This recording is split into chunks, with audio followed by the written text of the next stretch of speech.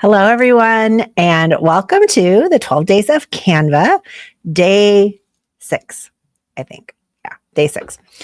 Today, we are going to talk about templates and how to use them to share and why each one is used for a different purpose. But they are definitely something that will benefit you as you use Canva to connect with other people in organizations.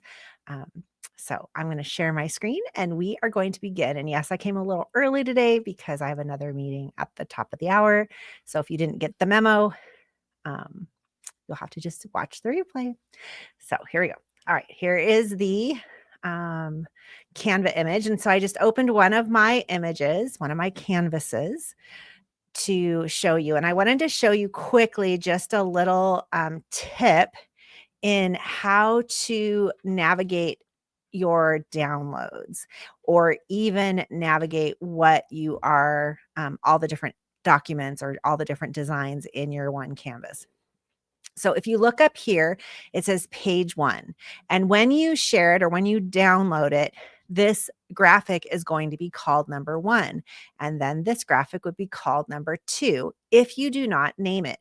And sometimes it's not very important that you name it, but other times you want to name it. Hi, Anne. Good to see you. Sometimes you want to name it because you want to know, what it's for. It helps you organize it in your own files on your computer. And so, for example, this is a series of images that I made because we're going to have a book signing here at the Romans 8:28 store this weekend. And so I created a bunch of graphics that not only we shared, but we sent them to the authors who are going to share as well. So what we can do is we can click on add page title and we can say general post any time. Sometimes I do this when I have a specific group of images that I'm sharing with authors. Like, let's say we're all in a launch team together and I make some graphics. So I'm going to actually show you that. That'd be an easier way to kind of navigate this part. So if you go to let's see, here it is. So I sent these to a bunch of different authors that are in this compilation. And so if you notice where it says page 1, I am giving them specifics about each graphic and when they need to be posted. So for example, our Advent devotional went 99 cents only for a limited time. And so I was able to put the title October 27th to November 1st, and they are able to know that that is the time frame they should post that particular image. So some of them have a duplicate of it. So when you download it, it would say October 27th through November 1st -2 and then -3, depending on if you have them named the same graphic. Then you have, so then these ones are also named November 4th through the 8th because that's when it was free. And this one was anytime. So they could post it obviously anytime they wanted to. But when they got the file, they would know exactly when to post these images. And then we had images that they posted on a specific date if they were in the compilation. So on October 31st, it was my day. So I posted this graphic. Then on November 1st, Angela posted her graphic. Then on November 2nd, Faith posted her graphic. So it was a really easy way to keep the graphics organized so that they were posted or used properly. And so the person receiving the file knew exactly what to do with it. Now, let's go to, let me go back to here. I think I want this one. All right, so here are my graphics for the author event that I created, and I created some that are generic that have everyone on it, and then I created one for each individual author. So I could simply add their name up at the top, Mary Armstrong, and she can just simply look at her file when she downloads it, and she's able to then just use hers, and she doesn't have to go in and look at every single image. Now, to share your Canva files, there are several different settings that you can use, and we're going to talk about those today. I know I love, how organized I am. I thought you were just going to say how organized Canva makes you. Yeah, I'm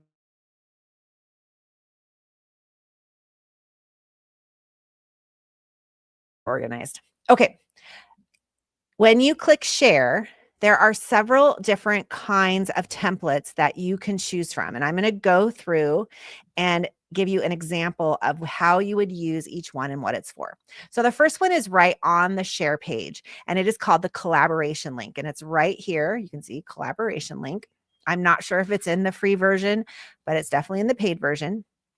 And so now you have some options. When you get to this link, it'll actually say only you can access. So that means that no one can access the link if you have it locked. So let's say you're doing a design, you want to collaborate with some people, you send it out to them, and then you decide, okay, I'm done with people messing with the graphic and giving me their input.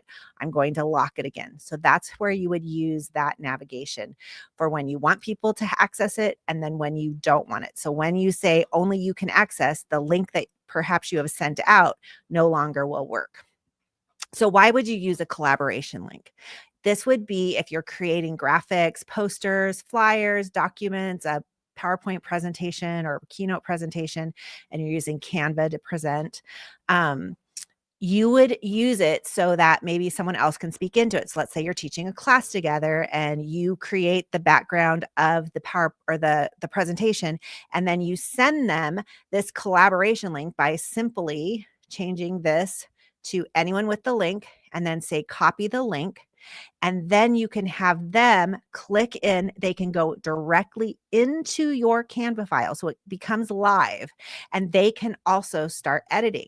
So this is where the titles of each image comes in handy because you could actually title it. Like if I was doing a class with Athena, I could say, here's Athena's title. I could say Athena's slides and, Athena's class slides, or this is point 2 where Athena's doing it. And then she can enter in her text or her images or whatever it is. And then I can go back in and maybe I'm the one that makes it all pretty, or I'm the one that, does all the animations. So we can share the file, but then as soon as I get it back and maybe I start finalizing it, I would click on no longer can you access. You can also change it so that if you say anyone with the link, you can say they can edit it, but let's say now you're going to go in, you still want them to be able to see it, but you don't want them to be able to make any more changes. So you can say they can view, or you can say they can comment. They can't edit it unless you click can edit. So can view, can comment, can edit. And obviously they can view it if they can comment on it. So that is collaboration. Super handy when you are working with a group. Let's see.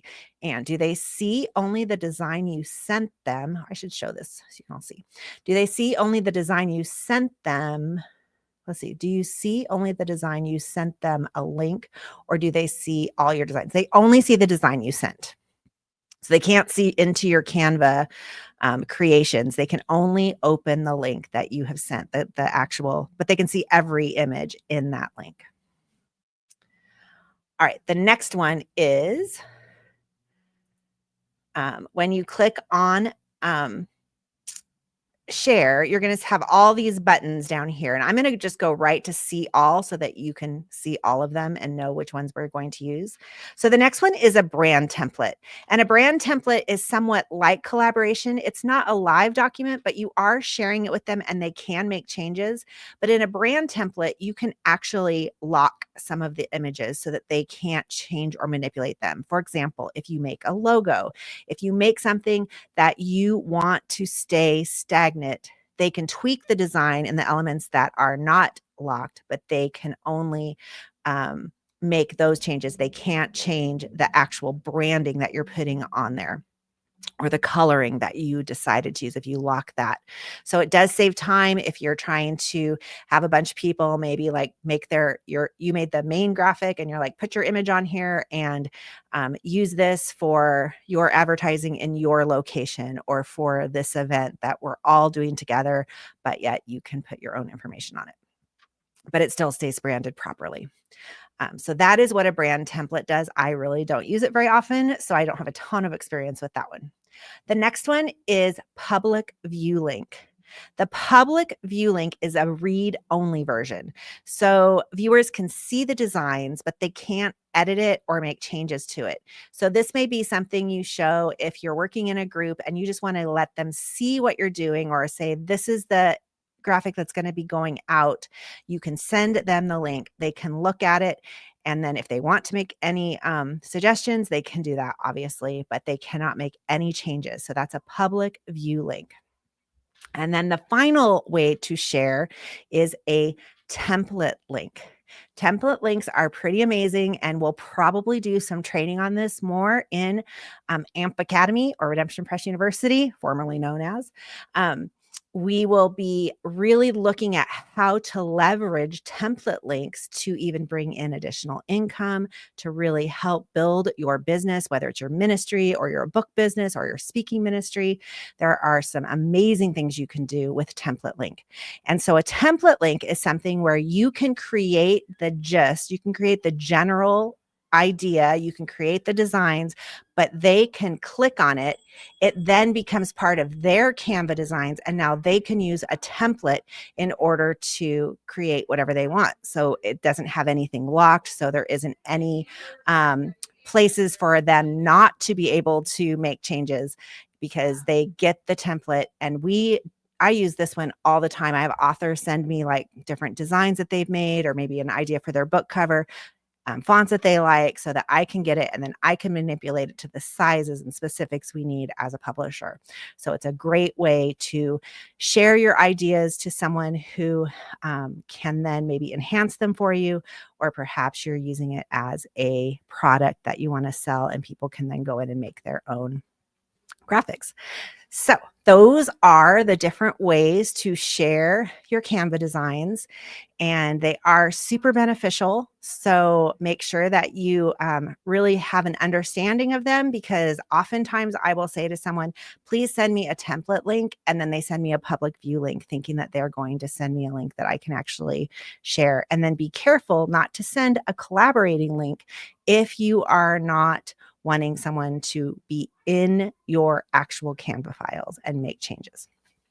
All right, so that's it. It was a short day today. Templates, it's not a lot of information, but it's a great tool to be able to use to share your designs. So thanks for being with me today, Anne, and I hope you all have a great day. I'm flying home today from Washington back to Arizona this evening. So just here for a little bit longer, and I will see you tomorrow at 1 p.m. Pacific time, and we are going to talk about frames.